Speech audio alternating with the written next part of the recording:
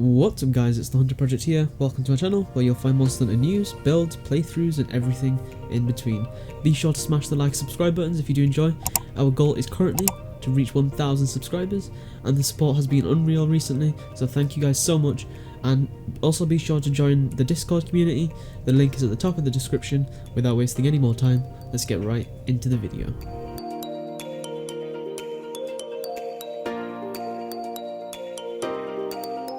So, starting off with the first weapon we got a look at out of the two that got revealed today.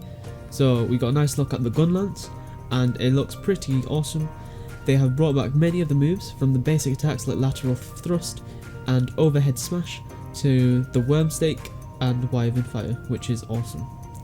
The moves definitely seem like they are pulled off faster, or at least seem to be, especially worm stake, which seems to take a lot less time than it used to in World. Moving on to the Silkbind attacks.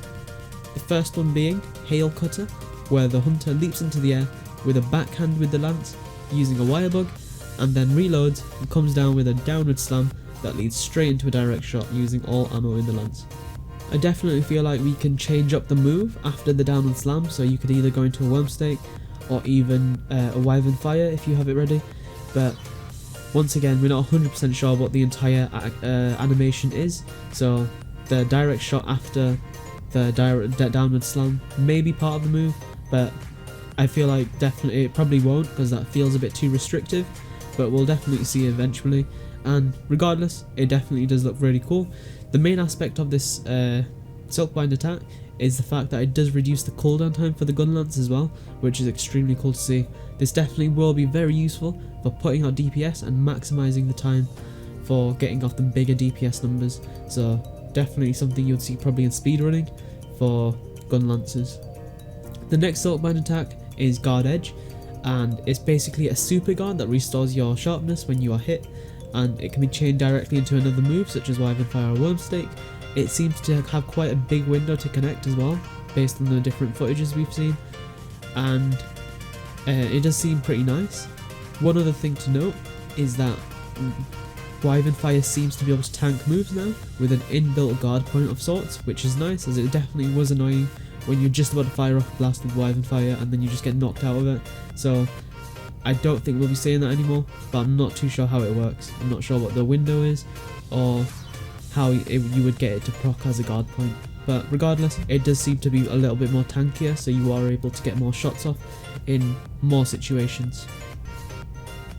So next up we got the Insect Glaive, and it seems to be more helicopter than ever before.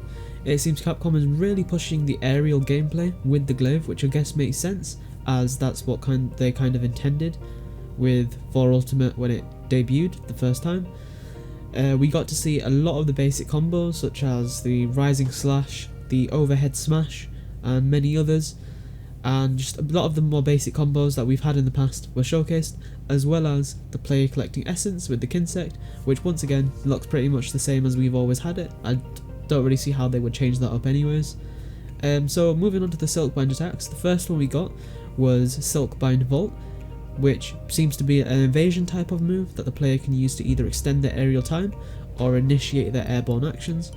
So in the second clip shown for this Silkbind attack, it does seem that the hunter uses it straight off the ground and wire bugs into the air and goes straight into an attack on the monster, and it's not clear if it is, but I feel like the attack might be a little bit buffed when you're coming off of this Silkbind attack, which I hope is the case, as otherwise it just feels like, okay, it's just another jumping move for the Insect Glaive, which we already have enough of, like in terms of just airborne related actions, so I am hoping it is a bit buffed, like just the initial like flurry of attacks coming off of the Silkbind like move, but it's not very clear, so we'll definitely see during the demo and check if that is actually the case. The second Silkbind attack we got was Kinsect Recall, where the hunter is able to call back the Kinsect as the name suggests, and will recover a bit of their health along with the Kinsect stamina, which can be quite useful. It's not clear how much health it recovers, as it did just max out the hunter's health, but the hunter's health is already like, I would say like 80%, 90%, so it's not 100% certain how much it recovers, but once again that's another thing we can test out in the demo. The same goes for the Kinsect stamina, We're not sure if it maxes out its stamina as it showed, or if it does like 75%, as once again the Kinsect stamina wasn't fully like about to deplete, just like the Hunter's health wasn't. I feel like so far the Insect Glaive is probably the most lackluster of all the weapons they have showcased so far, and they mainly just added increased aerial time to the already existing moveset.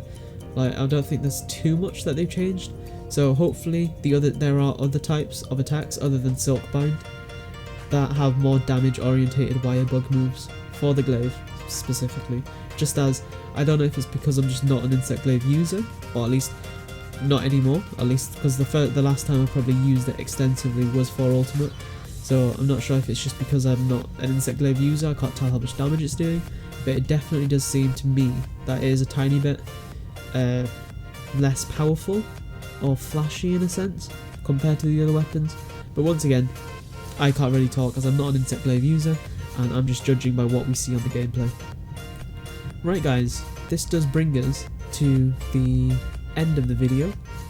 Be sure to smash the like, subscribe buttons if you did enjoy, and let me know down below what you think of the footage. Don't forget to join the Discord down in the comments, not the comment section, the description. Thank you so much for watching, and I'll see you in the next one. Bye.